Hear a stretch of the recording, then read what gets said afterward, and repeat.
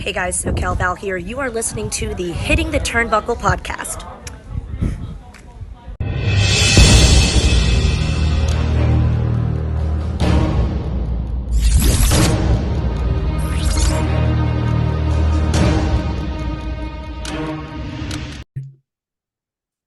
Welcome everybody back to the Hitting the Turnbuckle channel. It's me, Adam Cousins, and yes, I am still feeling the effects of my last podcast with CPF. I'm not quite sure I'll ever be the same again after that, but nevertheless, today we're joined by another British wrestler, and we love our British wrestling here on the channel. It's Hustle Malone, and it's Hackney, so I'm going to call you Hackney Hustle now. You doxed me in real life. I love it. How you doing, Adam? You good? I'm good, thank you, man. We was just saying, I was born in Leighton. Hustle's Man, in good Hackney. man. Yeah, So yeah. we're quite close. We also had a good chat about our good friend Chris or CJ Carter from Ignite Wrestling as well. But 2024, man, how's it going for you at the moment? Well, very early into 2024, obviously, but Exciting. Very exciting. So for those out of the know, I've spent the last year and a half. I don't want to say retired because that doesn't really mean anything in wrestling, does it?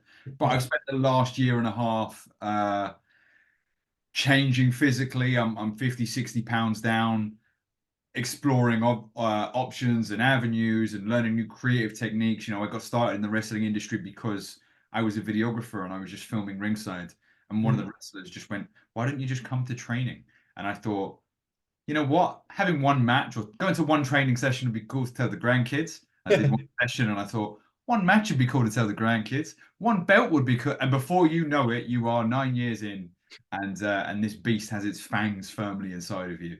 But yes, I've had two matches back at the end of December. A 100% win record, Yes. 23, right? Hoping that carries on for 2024. But yes, very excited. Loads of returns and loads of new places on the horizon. Which do you feel was obviously when you've been away to now, what has been the biggest change? Because I mean, it has kind of blown up again. I mean, obviously pre-COVID, it was good. It was good, and it really had that load. NXT UK come about. That really took off. That obviously finished up.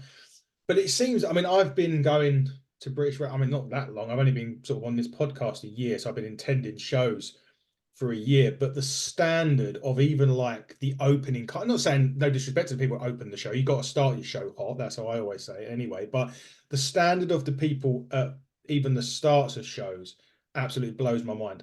Mm.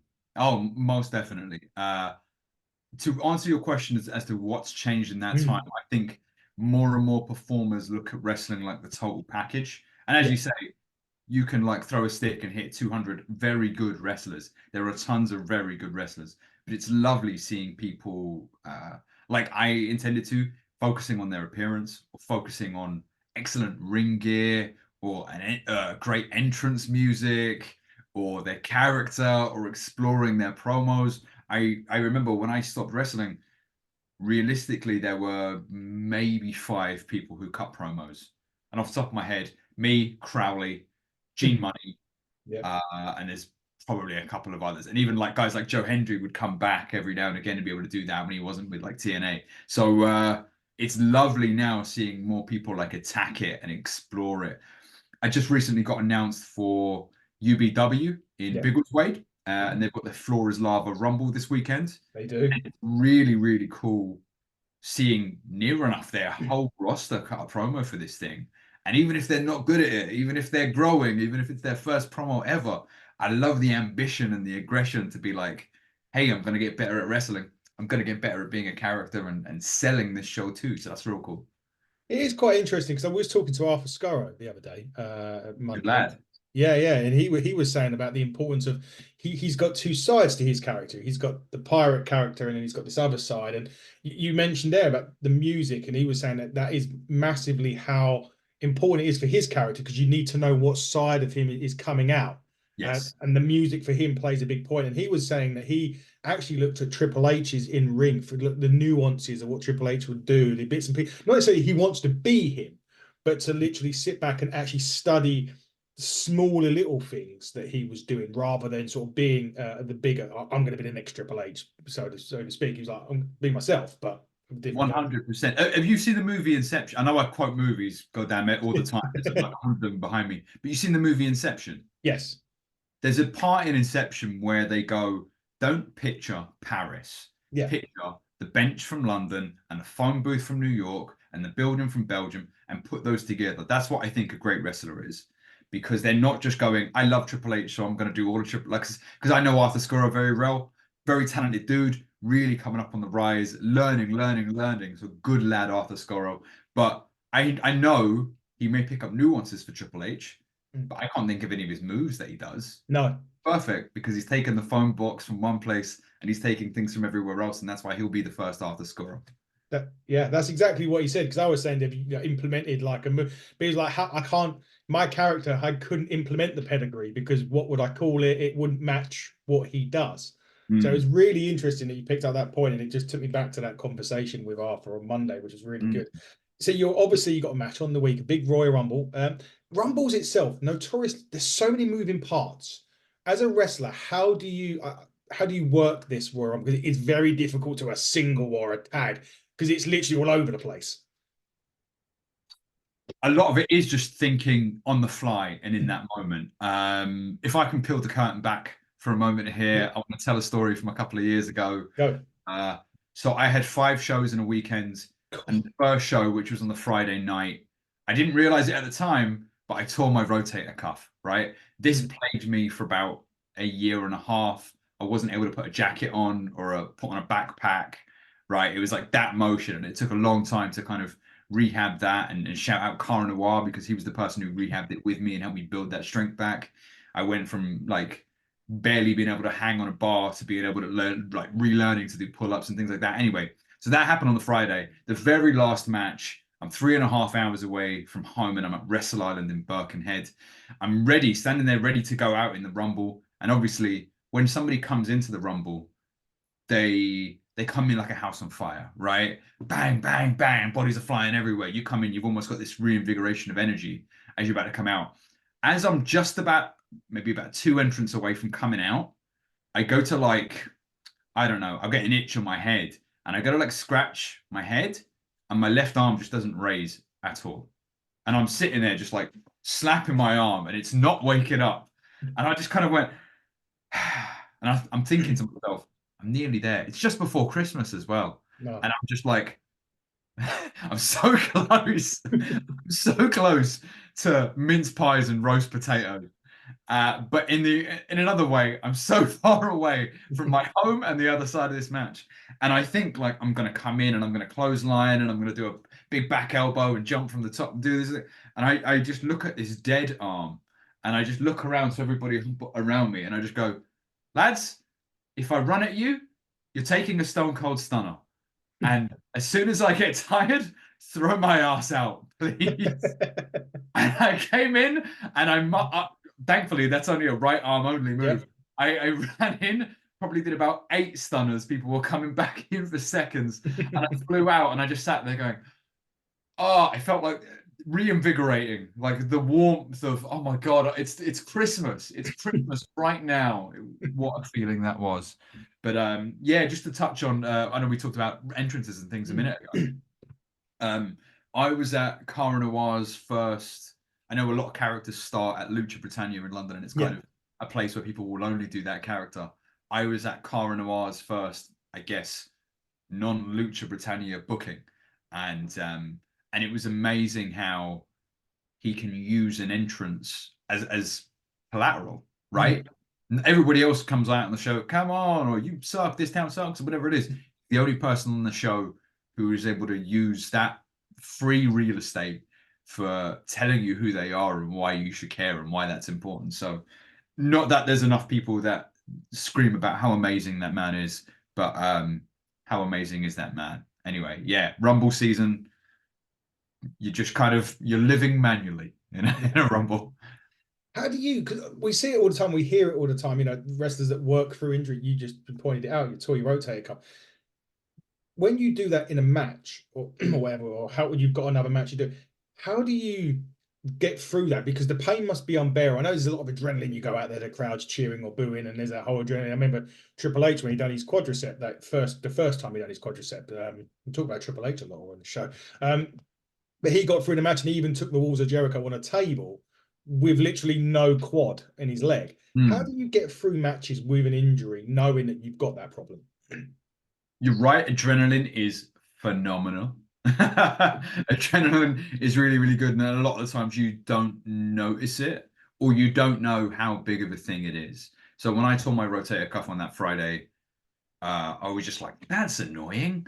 And I remember like thinking about the match, like, oh, this would be a good point to do, this fireman's lift into this knee. And then I'm like, maybe not. Maybe I'll just do something. Maybe I'll do a cutter or something instead. And as time goes on, kind of time tells you how serious this is. I'm a lot luckier now. My partner is a pharmacist. Shout out Ace. She does our first aid and helps out so much at Sacrifice. But now I have somebody to be able to go, no, that's a little bit more serious than you think it is. Another thing to consider is there was a great wrestler who I don't know if he still performs, but he was in TNA for a little while called Jigsaw.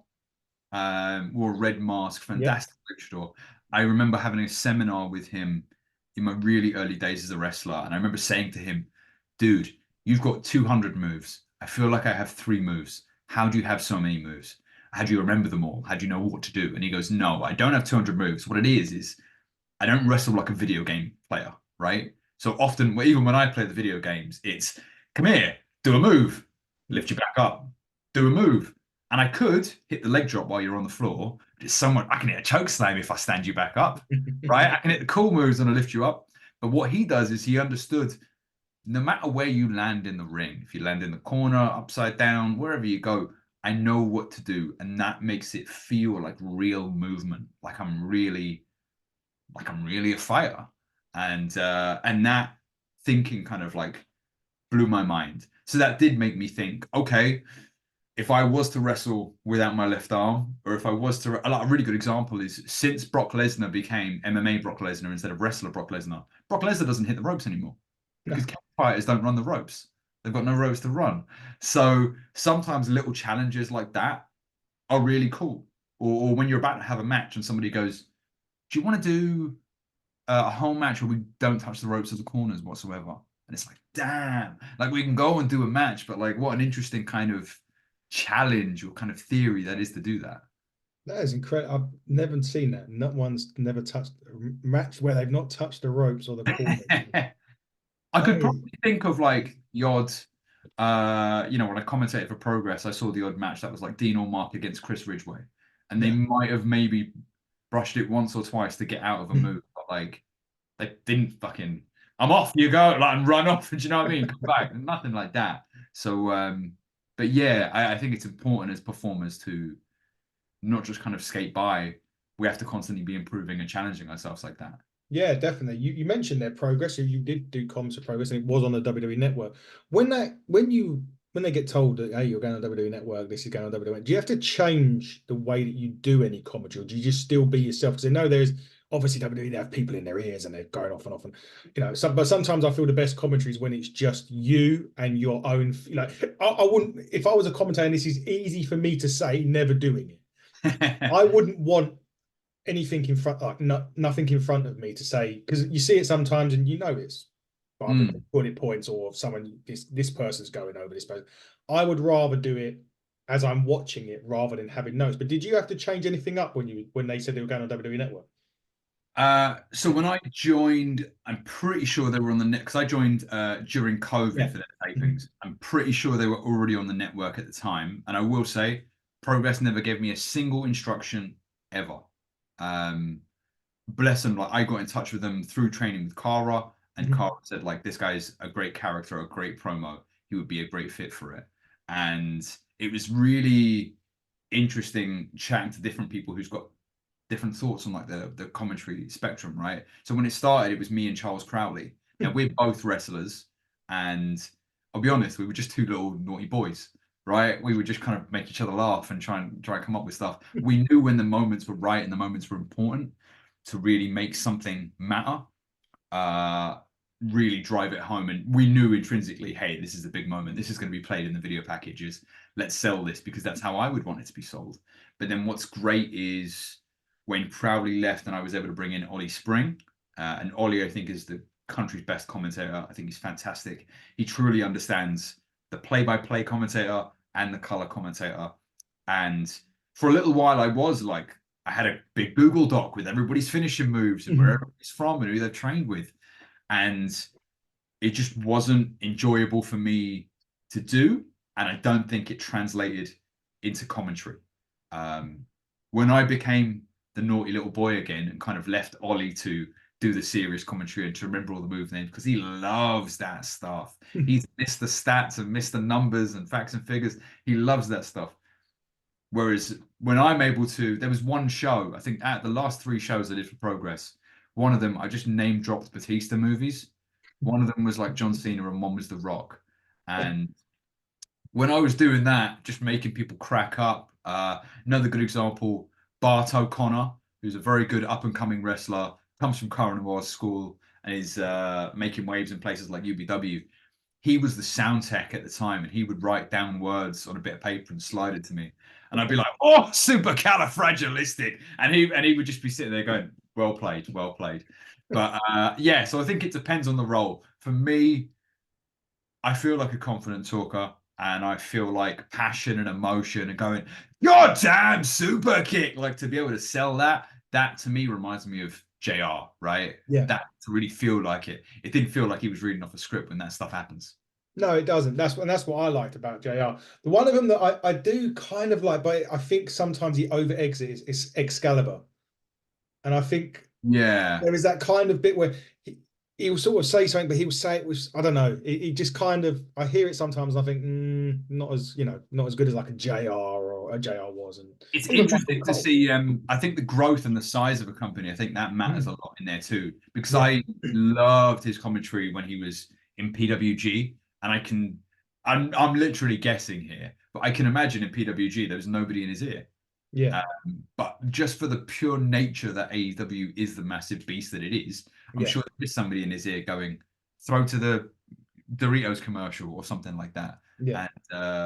And bless him, like I've seen the times where he will run through 18 matches in 30 seconds. Yeah. I'm like, Jesus, mate, who's taking this in? I can't even hear you that quick. Yeah. So Yeah. fair play to what is definitely a much harder job than I had. Yeah, I done this the other week when I was reviewing AEW, and I had to reel off the people that we had coming on the show, and my mate was like, "Oh, you're doing your Excalibur impression," because it is what he was doing. And just a quick shout out to Lee McAteer. Progress had him on last week. Great guy. Talking to him at the minute about something, bits and pieces. Who knows what could happen there in the future of us and Progress? But yeah, very great guy. Love Progress Wrestling. Let's talk a bit more about this in 2024. We've got a question actually. One of my colleagues, Dave, who was going to join us today, but he's fixing boilers. That's what he does for a living. So if you have a boiler breakdown, euphemism or fair. No euphemism there. No. If you have a dodgy boiler in the West Midlands, Dave's your man.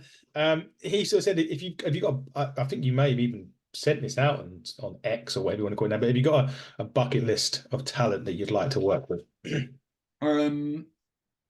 It's funny. Like I used to very much be like that, and I'd have a list of people, and some of them were good friends, and some of them were really good talent, and some of them were people that would put me in the limelight, right? Like I know a lot of times when people make these lists, it's people that would get them an elevation or would get them a great match or something for their portfolio and things like that. Mine is far more self-reflective. I'm an Irish boy, as the name Malone might imply. I'd love to wrestle in Ireland. I grew up and went to school in London, and for 9 years, I think I've had maybe 2 matches in London within my first year or so. I know, right? Maybe 2 matches years and years ago for a company that's long folded. And I'm sitting here thinking, Jesus Christ, I could bring so many people to this show that it would pay my wage twice, right? So I would love to get back and wrestle in London. Learning this new body has been phenomenal. Like I said, I've lost 60 pounds this year, and it was so funny. I trained for about 6 months prior to coming back.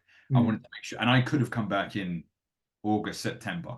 I felt plenty ready. But it's so funny that first session back, another very, very good technical wrestler, Tommy Kyle, was down at Square One Academy. Ah, yes. Very good lad. And he was just like, just take a bump.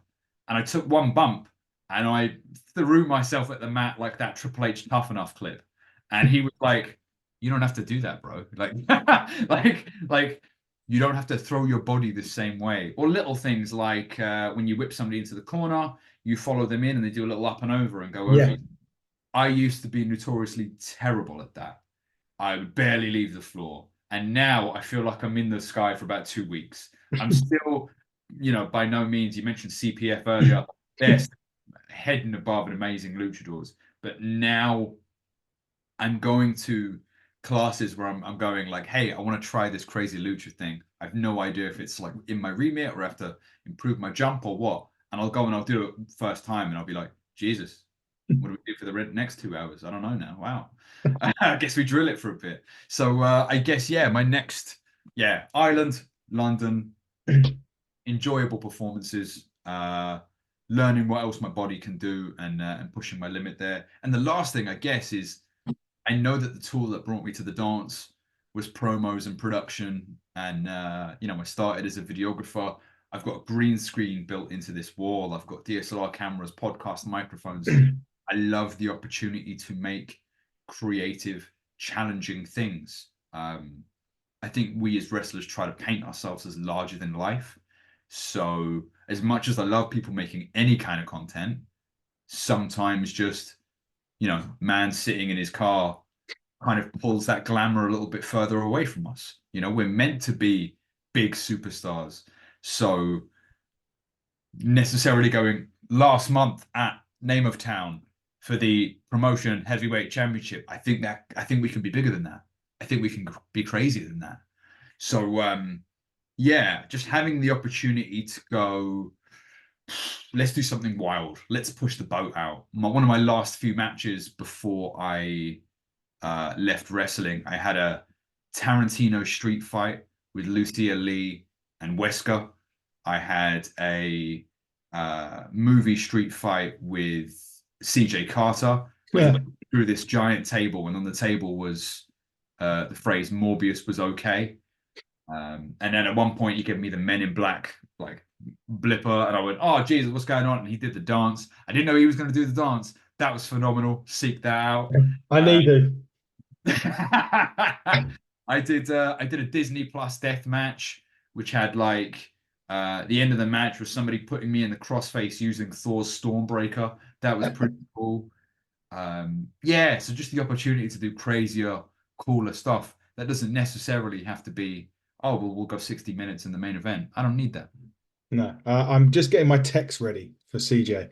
I will personally send you the link to. Oh, please! I can't wait. I've got to have that. It was one for the definitely one for the album, so to speak. But you mentioned you was away from wrestling, and obviously this weight loss. And generally, people always say wrestlers have to be these big, muscly guys, and you dropped weight. When you were doing it, coming back and dropping the weight, is that? It sounds stupid when I say, is that different from doing it and gaining weight? Because obviously it is. Because what made you wanted to drop that weight? So I love the fact that wrestling isn't necessarily MMA, right? And I know when like MMA or UFC started, it was really like boxer versus jiu-jitsu, man. Which sport is better? And now, if you're an MMA fighter and you don't have a little bit of everything, you're dead, right? Because if you're a great stander, and I'm like, oh, he's too good at standing, I'm just taking him to the ground. He's got nothing there. And I love that we're different than that. I love that every wrestler has their reason that they win. I think, I know some people get very negative about intergender wrestling. I think it's insane to be against intergender wrestling. Everyone has a reason they win. Carly wins because he's big. Rey Mysterio wins because he's fast. Edge wins because he's conniving. I think they all, Cena wins because he's resilient. I think if you just go, I'm bigger than a woman. All right, idiot. Are you faster than her? Are you a better technical wrestler than her? Yeah. If you're better at everything, well done. You're John Cena, I guess. Jog on. But to me, everybody like has their reasons that motivates them. So I love that I was still able to be a wrestler at a bigger size. But it's only really now when I watch wrestling, I think back to the moveset and the things that I used to do before. And there was definitely logic in those moves. So, for example, my finishing move, I would hit the Sister Abigail. And I knew that I could hit that on everybody, and that's great. When I would watch certain types of wrestling, say an Osprey match, I would watch that as purely entertainment. I wouldn't be able to get as much from it. But now, like the other day, I watched a match with Swerve Strickland, and he Mm. hit a cool move, and I was like, I would have never entertained myself doing something like that before. And I think back to I don't know who it is. Maybe it's a Socrates quote or something like that. But it's like, what a tragedy if a person is never able to see their physique at the best that it could be. And I know the body is always improving, right? Like I hate how I looked 2 weeks ago. We're gonna keep improving and keep rolling and things like that. Um, but yeah, being able to see what else I'm capable of, how much further I can go, um, knowing the work that it took and the pride that it's given me to be able to do what I have been able to do in such a short period of time. Yeah, very grateful, very humbling, and yeah, very grateful for it all. Yeah, definitely. Well, it looked great. You said that you were gonna normally on a treadmill and stuff like that before. You got like a so you on a treadmill for most. Yeah, I've got a treadmill desk, which if I'm ever on an important call, it's get very intense. I'm not like sweat beads coming down the head. Amazing stuff. Before we start to wrap up and stuff, I want to always do ask random wrestling questions. These are just generic wrestling. We always ask wrestlers, and generally they're the same, but we do get a lot of different answers. So the first one is, what is your other than your own? What is your favorite wrestling theme music? Oh, good one. Oh, okay. I'm not going to give you one of all time because I can't think of one off the No. top of my head. But what I will say is I'm I was listening to Cody Rhodes' theme Kingdom recently, Yeah. and and I guess I've only really like listened to it in the past passively, and I really love that line in that where he goes, "I am my kingdom." Yeah. Love that mentality of like a lot of people see like, oh, this promotion is my legacy or this title is my legacy. And it's like, well, no, the tools that you learned along the way, how you grew and challenged yourself and became something bigger. You're your kingdom. You are your own championship belt. And that's the thing that you hold prouder than anything, right? And I yeah, that line has just kind of stayed with me a little bit. And I really like that. So I'm gonna go with Cody right now. That's fine. Yeah, a lot of people always say it's difficult because and then you'll say it, and then a couple of days later you'll think of another one. You're like, why didn't I say it? I think there was 100%. one that I asked Eric Bischoff, and he was instant actually. His was Jimi Hendrix Voodoo Child, the one that Fair Hogan did. play. Fair play. So he was really quick. I mean, a lot of people struggle with that one because there is so many. There is so many songs that you could pick. Your Mount Rushmore of wrestling is Oh, okay.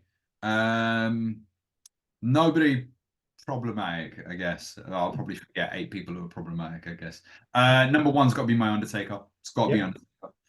Um, I think I wish more people could understand that mystique Mm, doesn't necessarily mean you have to be a cowboy or a pirate or the dead man or anything like that. I think having like I said, sometimes we let people in a little bit too much with our characters mm, or with social media. And this is me in my car or this is me at the day job. I think sometimes a little bit of a blur there can make something feel so much more important. And him sitting up and then tipping over, I think in that final match with Roman Reigns, I thought that was beautiful. Second one, I'm going to go Bray Wyatt. mhm. Obviously had a big impact on me, but I loved the way he was so intelligent with his words. I loved when like crowds would try and like what him during his promos, and he would mess with his cadence and his volume. Like it's like a motivational technique called this and that, where sometimes you'd be talking really quickly, you'd be touching on sorts of things, and then you slow right down. Maybe you'd be real quiet, and then you like I that is genius. And the fact that we only got one, the match that he had with Cena, I forget what they called it. Oh, the Firefly Funhouse match. The fact that we only got one of those is the biggest tragedy in wrestling history because that with Orton, Jesus, you could have filmed that with The Rock, like between movies, doesn't even have to be live. Like anybody who's been around for more than like three, you could have done that with Kofi Kingston. You could, oh my God, Rey Mysterio. you could have done that all day till the cows come home, and it would have been a spectacle every time. I remember watching that with open mouth. It was beautiful.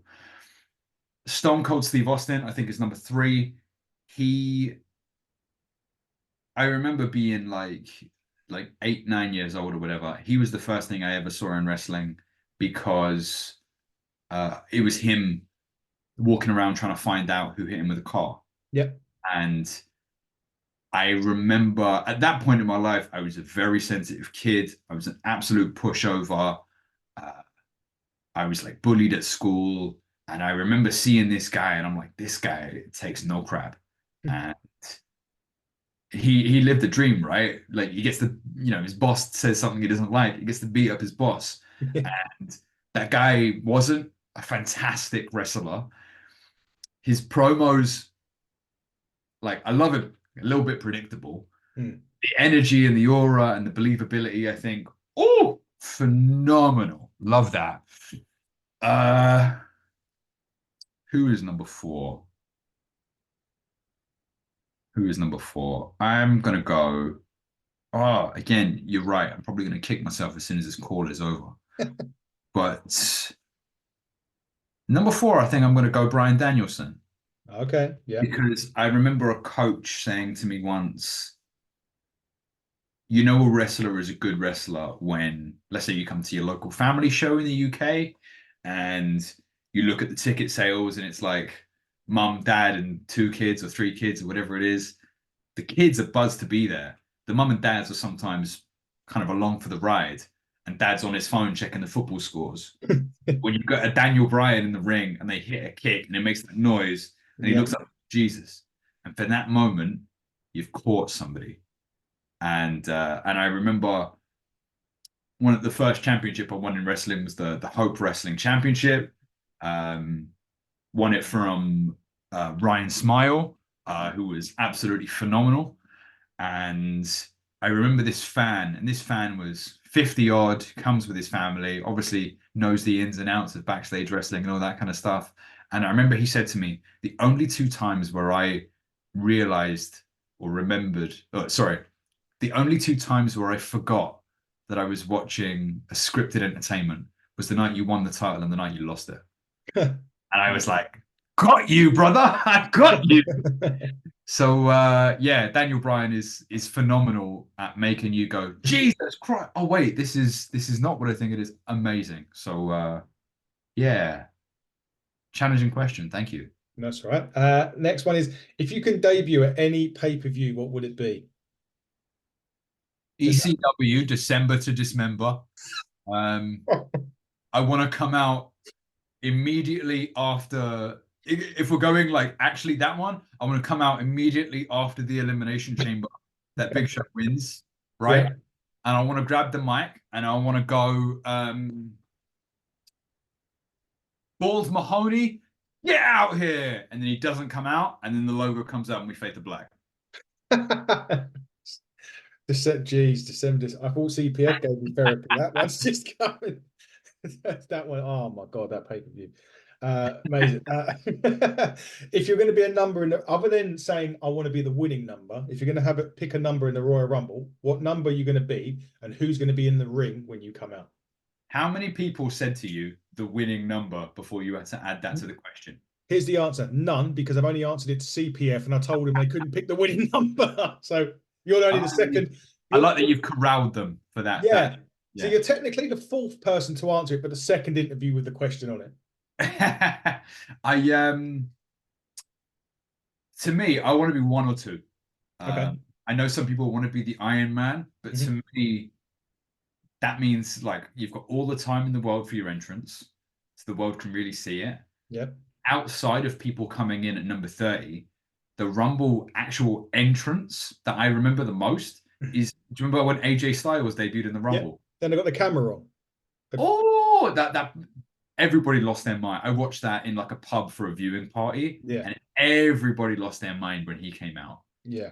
Well, yeah, that ability to like really take your time and go, here we go. It's gonna be what it's gonna be. Yeah. I think that's really cool. Give me an early number. Let me take a nap in the corner. Take a bunch of Stone Cold Stunners from a 1-armed Hustle Malone, and then we'll get to the end and sort that out. He was number 4, I think, AJ, that year. Was he? I'm sure he was 4. Earlier.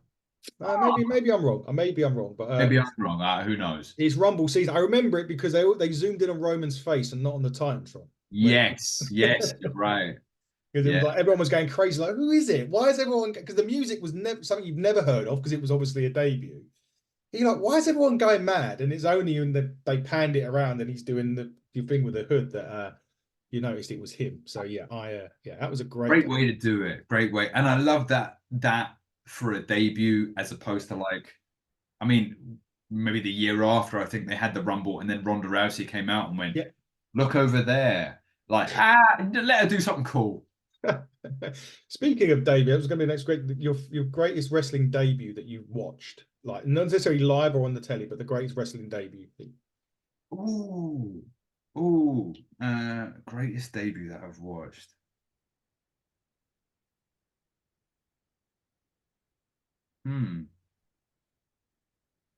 I think I might actually go for that Cara Noir one I mentioned earlier. Yeah. So this was when Hope Wrestling was doing, they had a North Division and a South Division. And it was basically, a new promotion that started up and kind of been assimilated into Hope. And the Hope Young Guns Championship, kind of their mid-card championship at the time, was being challenged by Cara Noir, who'd been wrestling as Tom Dawkins for years. I remember filming him as a videographer and being like, Jesus Christ, this guy is good. But the character was very, I'm a Kung Fu man. And that was pretty much it. And I was like editing little bits for Hope at the time, like video editing. And I remember I watched it live and then I watched the video and I was like, Jesus Christ, this is something special. And in that one night, he leathered the hell out of the champion, won the championship in a town that had notoriously always kind of sends the crowd home happy. Good guy always wins at the end. Yeah. Crowd were kind of open mouthed. And I remember this was on a Sunday and there was a Northern Hope show on the Friday following. And I remember people in the group going, who the hell is this? Because obviously Cara Noir didn't have any photos out at the time, didn't have any footage online yet because we hadn't gotten to it. And they were like, who the hell is this? And we put up a graphic just for this picture and everyone was like, who are you? Who are you? And I remember sitting there going, in about 5 days, that's going to be your favorite wrestler. And it was wicked being right. Little did I know he would be the rest of the country's favorite wrestler pretty soon too. So it's nice when the debut can tailor to the strength of that person. Yeah, definitely. So let's go start wrapping up now, Hustle. So how can people get hold of you? Also, wrestlers, if you want, some pictures or something done, I know that you've done that as well for a few wrestlers, got their bits and pieces done. But if anyone wants to get hold of you for that, if anyone wants to get hold of you to bookings, and also what have you got coming up and where? Lovely. I'm on every social media under the name Malone Hustle because there's a rapper from America called Hustle Malone and he's only okay. So Malone Hustle on pretty much everything. You can see me. First of all, I run a promotion out of Bedford called Sacrifice Pro Wrestling. Yes. Every show that we do is for charity. We've had massive names in the past like Chris Brooks, Cara Noir, all sorts of amazing names in the past. You can see some fantastic talent there. Come down to that. You will see me at the Floor is Lava for UBW. I've got a date coming up for United Wrestling, for Pro Wrestling East, some other places, Mysterious, Big Aura, blah, blah, blah. On YouTube, I've got all of my promos, loads of past matches, and we're coming up with some original content coming real soon too. So there, again, just type in Malone Hustle, find me wherever, and tell your mum you love her, and give your dog an extra little bit of chicken or something because they deserve it. There you go. I've just seen this CJ Carr. I was messaging him while you were talking. He sent me the video of the Men in Black. That link, guys, will be going up on our YouTube show. Before I let you go, I need to run off a lot. I'm going to do my Excalibur moment now. So coming up on the show very, very soon, we've got Chase Anthony. He will be coming on to talk all things wrestling in his world. As well as we have, hang on, I've got to find it now. It's getting embarrassing. NWA's television champion, Big Strong Mims, will be coming on, as well as Tommy Kyle, not at the same time. but they will be on. Jay Joshua ahead of his match at Ignite. I'll get to that in a minute with Adonis Payne for the Ignite Championship. Francesca Oliver from Revolution Pro Wrestling will be stopping by as well. And today, and you may or may not have seen it before we hit the air today, we are going to be talking probably at the start of February with Alex Windsor for have a chat on the show. Now, Ignite Championship Wrestling on the 4th of February. Our championship, the Hitting a Turnbuckle title or Turnbuckle Championship, will be defended. Smashing Mike will go one-on-one, will defend the title for the second time against Eddie Dennis.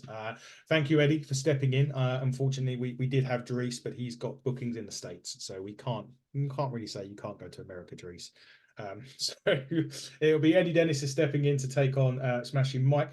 On the 20th of January, next weekend, we're going to crown the first ever Hitting the Turnbuckle Women's Championship, or Women's Champion at Apex Wrestling. I think one of our sponsors is going to be in that match, and I'll get to those sponsors now so we can wrap up. So we sponsor Aluna Blue.